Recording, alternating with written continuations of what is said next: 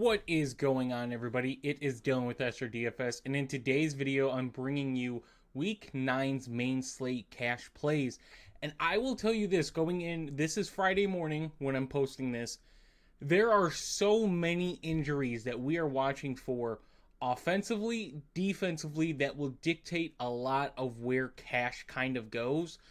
So definitely watch the practice reports later today. Watch the injury reports going into Sunday morning, because a lot can change and a lot can open up on this slate. So let's get into it. There are 4 games that I really want to target in cash this week. And the first one is Chicago in Cincinnati. And just looking at the prices of this game, right? Like, Caleb Williams is 5,700. He's in a really good spot against a Cincinnati team that is dealing with some injuries. Right now, looking at their practice report, yet again, like I said, a lot of this, watch the practice reports. Trey Hendrickson has not practiced this week. Logan Wilson has not practiced this week. In a corner has not practiced. So they're down 3 defensive players on a very bad defense as is. But on the contrary to the Bears, we're now watching the Bears injury report because we did not get Luther Burden at practice. DeAndre Swift has not practiced. Cole Kmet, DJ Moore, Rome Odunze, Zacchaeus, all limited in practice. So watch the practice reports. This game could get difficult. Joe Flacco was limited as well. And if Joe Flacco's out, we get Jake Browning at 4K against this Bears secondary. And I think, and this is why we watch injuries, I think if Browning is the quarterback, Browning is probably one of the best quarterback plays on this slate. If it's Flacco, Flacco's still in a really good spot. But if it comes to cash and what we're targeting, Jake Browning at 4K against this Bears defense is probably, one of those cheap quarterbacks that allows you to pay up pretty much everywhere else on this slate. So definitely watch the practice reports because we could get a very cheap cash play in Jake Browning. The running backs were also watching this as well, because if DeAndre Swift is out, Kyle Monangai at 4,600 is a great cash play against a terrible run defense in Cincinnati. And Monangai hasn't looked bad, right? Roschon Johnson obviously has not been healthy, so Kyle Monangai has stepped up in that role, and he has not looked the worst. Now, granted, at 4,600, yet again, you don't need a lot for Kyle Monangai on this slate, right? If he gets you 12 points, which I think is very reasonable against this Bengals defense, there's not a lot of competition behind him. I think it's Travis Homer down here. So if DeAndre Swift is out, it seems like Roschon Johnson's going to be out. If DeAndre Swift is out, then yet Kyle Monangai at 4,600 becomes a great cash play. Yet again, we are just watching the injury reports. Chase Brown is also in my cash player pool at 5,900.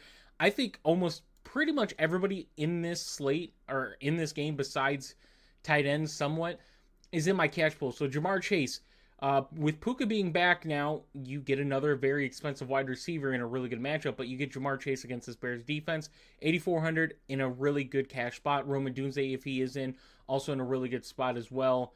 I mentioned DJ Moore, but I'm going to save him for tournaments. We're not going to talk about him. But Jamar Chase, Rome Odunze in this game. Tight end, if Cole Kmet has been limited, but if Cole Kmet is out again, Colston Loveland, I think, is in another good spot this week in cash at the tight end position. So that's one of the games. It's just, I truly do like that game a lot. Moving on to the next one is going to be the Giants and 49ers. Yet again, this is a game we're watching for injuries. So for the Giants injury report, granted, yet again, this is the Thursday. They have 3 corners that have not practiced. Adebo, Flott, who's been their best corner, and Art Green, who I believe is a depth piece. Daniel Bellinger has not practiced, and Golston has not practiced. So you're getting potentially 4 starters on the Giants defense that will not play in this game, right, if they're all out. So if Brock Purdy's out, because reading the practice reports on the 49ers, Brock Purdy has been limited so far this week. And yet again, there's a lot of guys on this 49ers report that is limited. We get 1, 2, 3, 4, 5 box players for the 49ers that have been limited, and 1 more that has not practiced. So 6 box players. So kind of attacking the running aspect for this of, Jackson Dart getting pressured, Tyrone Tracy being able to run. There's a lot to like for both sides here. So yet again, it's got a really healthy total. I believe it was 48.5 last time I looked. But we're watching the Brock Purdy news. If Brock Purdy's out, Mac Jones, Jackson Dart, both these guys are cash plays for me. And granted, usually you try to, when you're doing your cash pool, you try to narrow it down to maybe 2 or 3 names. But with the amount of injuries, stuff is going to change so much drastically. Regardless of injuries, I think Jackson Dart is in a perfect spot again this week. I don't know what DraftKings is doing, but he's 5,200. Granted, Robert Saleh, for what he has on that defense, is doing all he can. But man, they are losing guys left and right, just out. They go and get White off of New England to try to get some type of talent back into that defense. But Jackson Dart, I mean, for 5,200, this guy's floor has been 18.6 DraftKings points since taking over. His wide receiver room, his connection is good. Obviously, Cam Skadaboo is out. That's a huge blow to them. But we'll go to the running backs. And yet again, both of these guys are cash pool players. CMC is in a really good spot against this Giants team. He's just a volume machine. Came off his worst outing he's had against Houston, which is a very tough defense. Other than that, his floor has been is 22.7.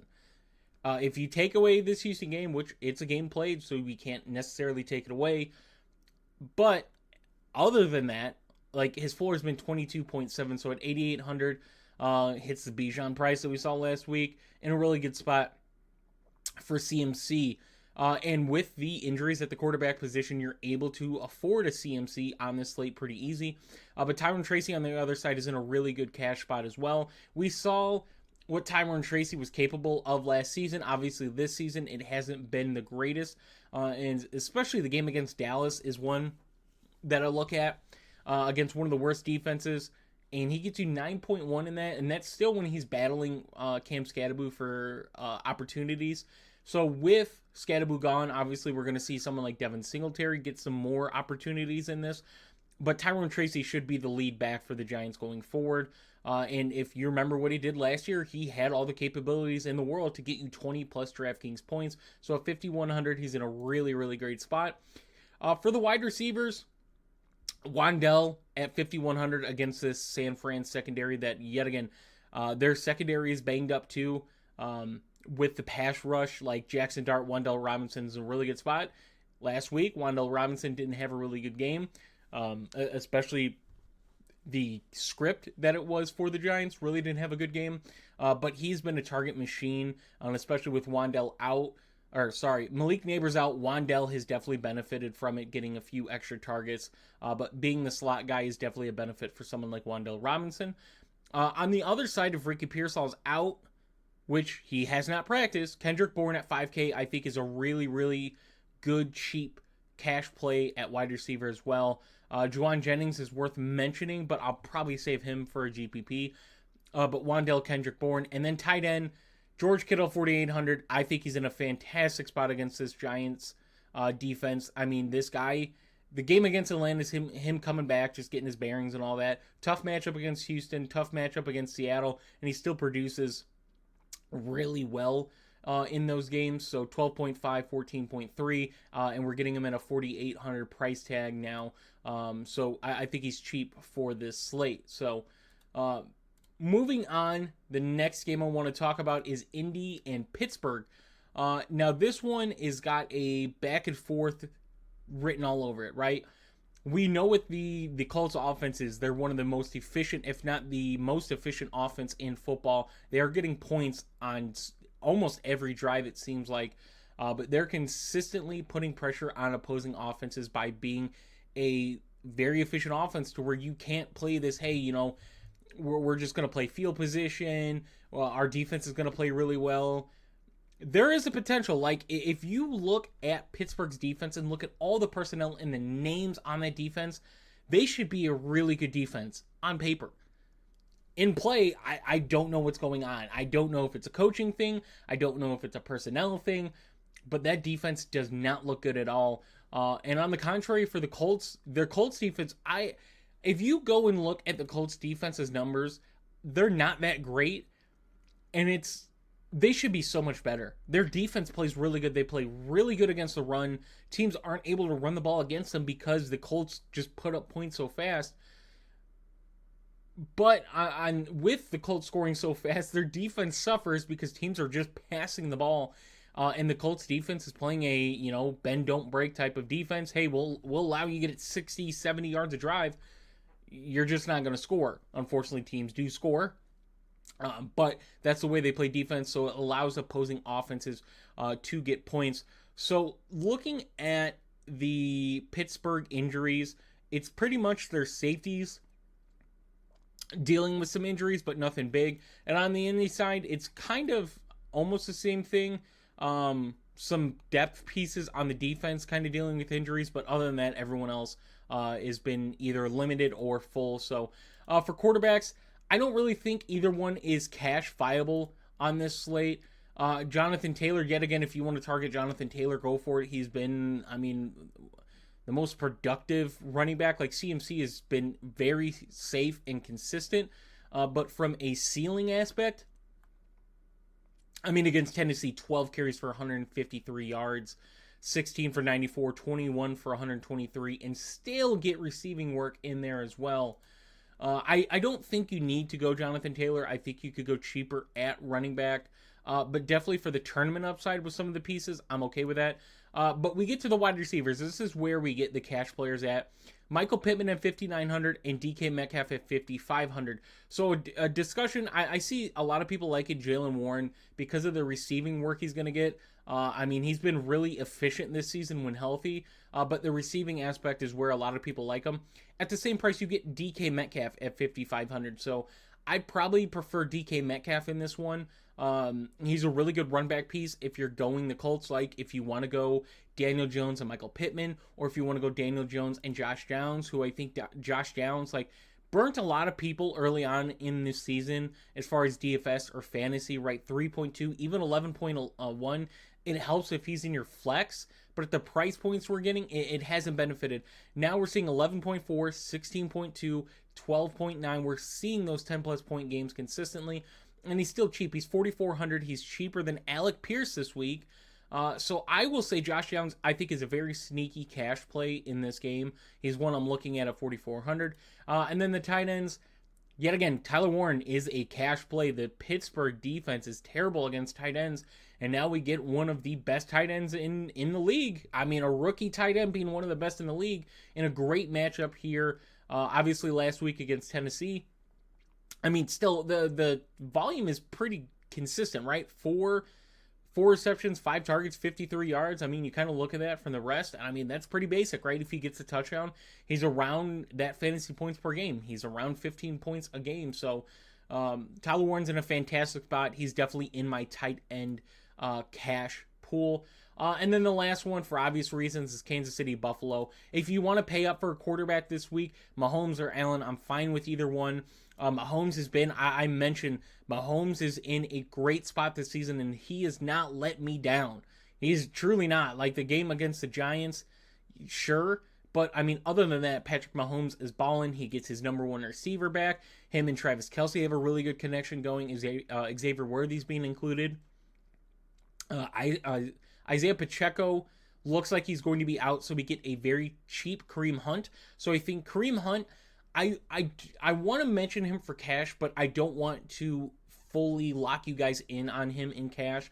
But I think for the price point, if you need a pay down option, that's where you get is Kareem Hunt at 4,700 against the Bills defense, who's been very bad against the run. Kareem Hunt has been slightly used in the receiving game. It's been more Bashard Smith used in the receiving game this season. He had a really bad game against Washington, though. But the touchdown upside for Kareem Hunt, the matchup against Buffalo, I think Kareem Hunt's in a really good spot. We go to the wide receivers. Yes, Rashee Rice, even at that 7,600 price tag against this Buffalo defense, is in my cash pool. And then I will not mention another name in this video, but we will go over in tournaments. And then there's nothing else, right? So the quarterbacks are cash playable. It's a very high total. We're getting in over 50 for the total in this game. So I'm fine with getting Josh Allen. I'm fine with getting Patrick Mahomes. Kareem Hunt, like I said, is on that borderline. I feel like I had to mention him for his price tag, with Isaiah Pacheco likely out, or expected out, I should say, and then Rashee Rice as well. Moving on to some other games, right? Just some one-offs. At the quarterback position, I pretty much cover everybody. I will say a game that is getting interesting is Jacksonville in Las Vegas. I think that one's one to look out for. I don't think you need to, on DraftKings, go there. I think it's worth mentioning. Matt Stafford at 6,300. Yet again, these guys aren't, I won't say fully cash, but I think it's worth mentioning. At the running back position, like CMC is kind of up there, right? Jonathan Taylor getting up there in price. We kind of look at Kyren Williams against the Saints defense. Is cash viable at 6,800.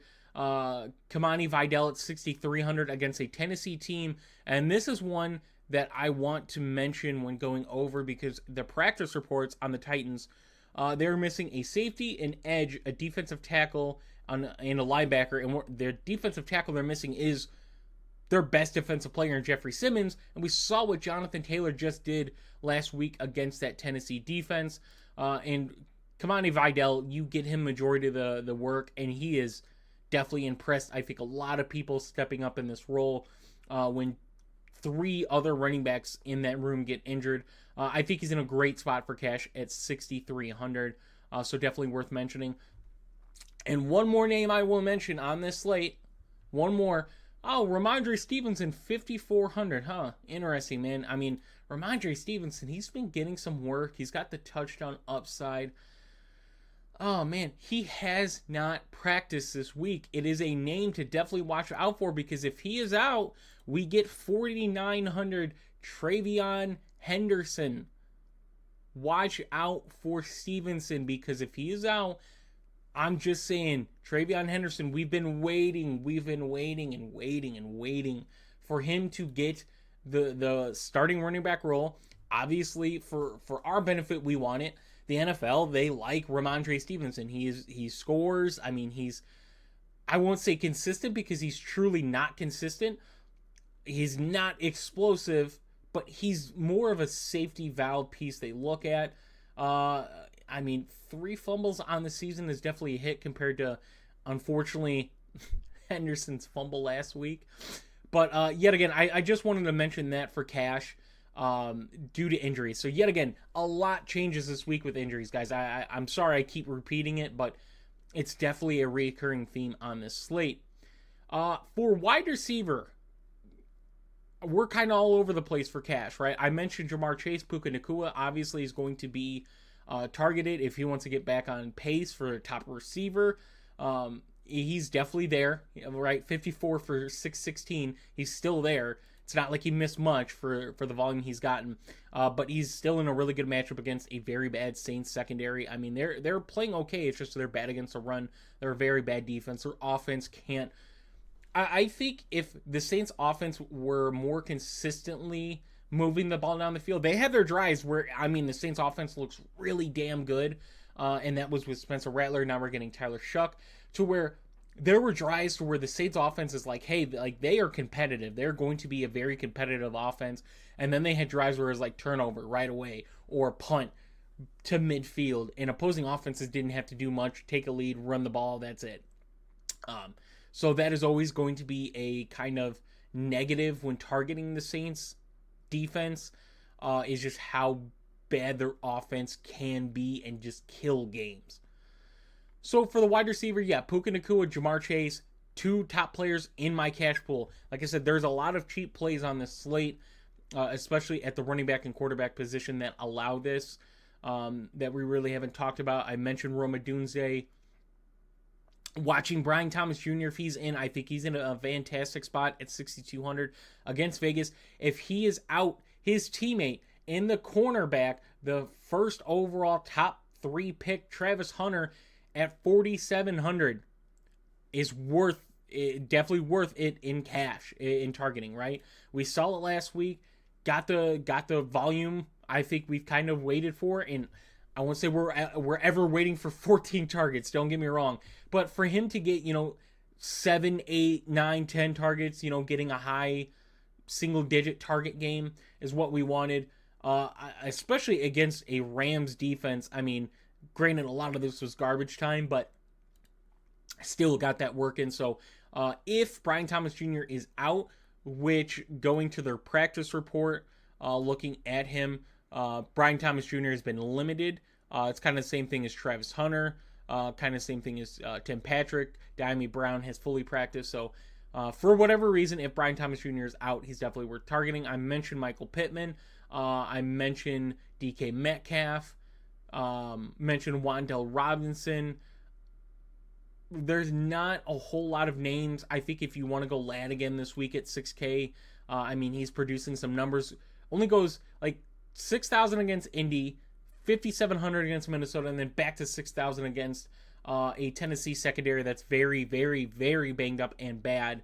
That's just, they're so bad against the run. And you're playing Vidal. If you're playing Vidal, I'm probably not targeting Ladd unless I'm doing a Justin Herbert, Vidal, Ladd stack. So not really interested in that as much.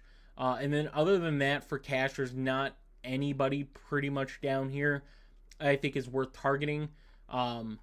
So yeah, I mean, I think cheapest guy we're looking at in cash, honestly, I personally like Josh Downs at 4,400. I think he's in a really good spot in that game. But Travis Hunter at 4,700. If Brian Thomas Jr. is out. Tight ends, I'm going to talk it very, very easy. Tucker Kraft, Tyler Warren, Brock Bowers at 5K. Brock Bowers at 5K. George Kittle at 48. Kyle Pitts at 42. And then if Cole Kmet is out, Colston Loveland at 3,300. One of the names I do want to mention as well is going to be a Tennessee tight end in Gunnar Helm, sorry. 2,900. I mean, look at the fantasy production he's put up, and that's with Chigo Okonkwo being in. Chigo Okonkwo this week has not practiced. Neither is Calvin Ridley. Granted, it's against a Chargers defense. We'll check the statuses of their secondary. Looking at it now, Tony Jefferson has not practiced. I think he was kind of the guy that filled in. Derwin James has fully practiced. Williamson has been limited. So kind of their safety got healthy. From the looks of it, between now and their game, where their secondary just kept falling off, it seemed. But Gunnar Helm at 2,900, I think is a really good sneaky pivot option. If Chigo Okonkwo is out and Calvin Ridley's out, I just wanted to mention him. I think he's worth definitely a punt at 2,900. And then defenses were, it's same thing every week for me. Like you're not going to hear an in-depth analysis on defenses. I hate discussing defenses in DFS because there's so much randomness that can happen, right? A pick six can make a defense really good or bad on that aspect, right? We've seen defenses like, I mentioned the Colts, right? The Colts at 3,500, right? Look at the games, the sacks. They're getting a lot of sacks. They're getting a turnover every game. You look at the points allowed and the yardage allowed. They should be getting so much more. But like I mentioned, their offense is just so good. They're playing basically a backed up defense. Not all the time. I don't want to say all the time because they're definitely not. They're still playing aggressive defense. They don't obviously want people to score, but they don't want to give up big play touchdowns and keep teams in the game. They're going to make, the playmakers make plays to score. They're not just going to keep giving up bombs. So in that aspect, I don't want it to be mistaken that I'm saying they're just literally letting teams throw the ball. They're not. They're just making sure that teams can't go over the top of the safeties.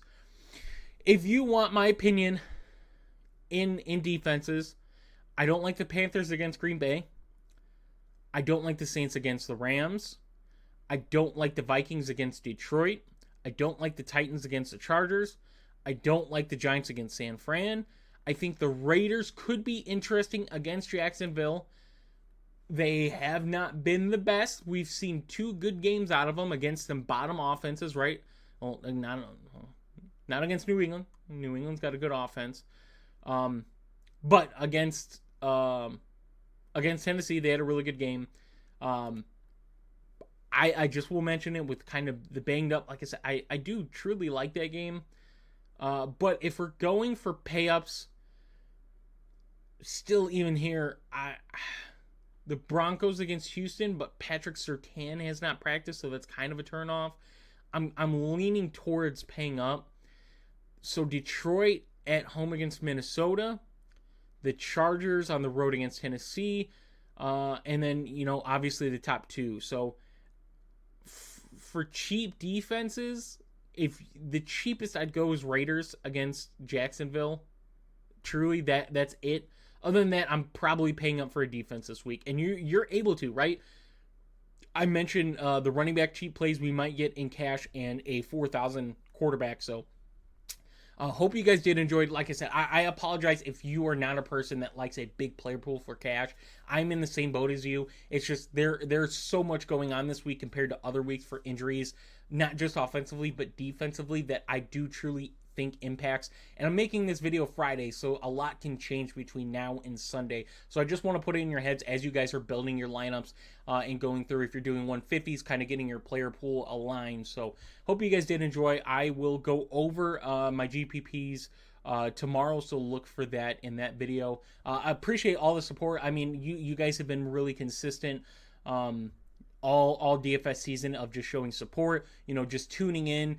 Yeah, I mean, the conversations don't need to happen for me to know that you guys are supporting. As long as you guys are tuning in, liking the video, staying subscribed.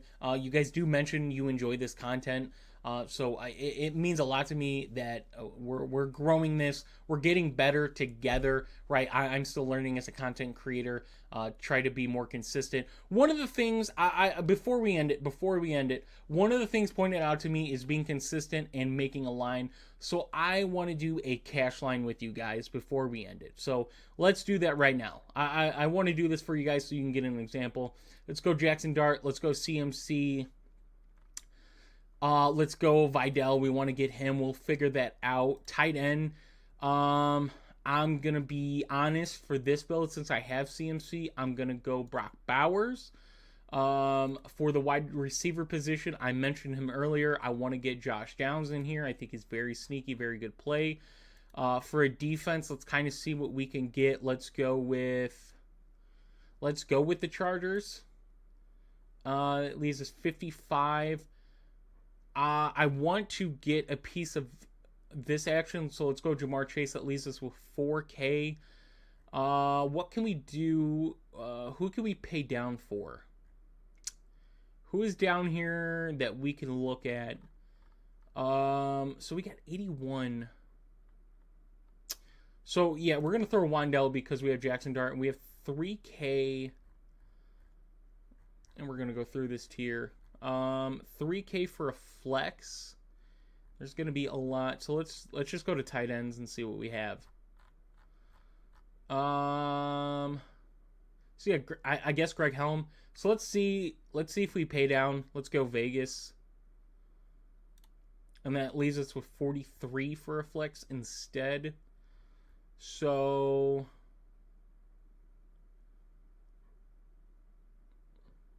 Hollywood Jennings, I guess a 43 could be interesting. Kyle Pitts. I'd say that is kind of the tier. So let's say,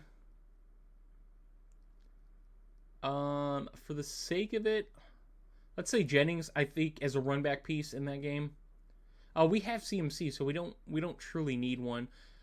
So I'll just double stack tight end and I'll go Kyle Pitts for this. Yet again, just an example for you guys. I'm able to pay up for an 8,800 CMC in this. I'm able to pay up for an 8,400 Jamar Chase. I have Vidal in a really good matchup in that one. I have Josh Downs for exposure in the Indy-Pittsburgh game. I have Brock Bowers and the Raiders defense against Jacksonville. And then I have Kyle Pitts, who, yet again, watch a practice report, but 19 targets in the last 2 games for Kyle Pitts. So, I mean, for 10 targets and 9 targets, 13.2 and 14.9 sucks. But, I mean, look at Kyle Pitts this season. 12.9, 18, 13, 14, 4.8 definitely hurts, but 7.9, 7.7. I mean, Kyle Pitts, 11.3 points a game. I mean, yeah, keep it going. So, yeah, just an example. Obviously, you could tweak some things. You can move off of some people in some spots, but just wanted to get that out there so you guys have kind of an example. So, shout out to you guys for suggesting I do that. So I do apologize about that before, but going forward, we'll definitely do this for the showdowns and the cash GPP. So hope you guys did enjoy, and I'll see you in the next one.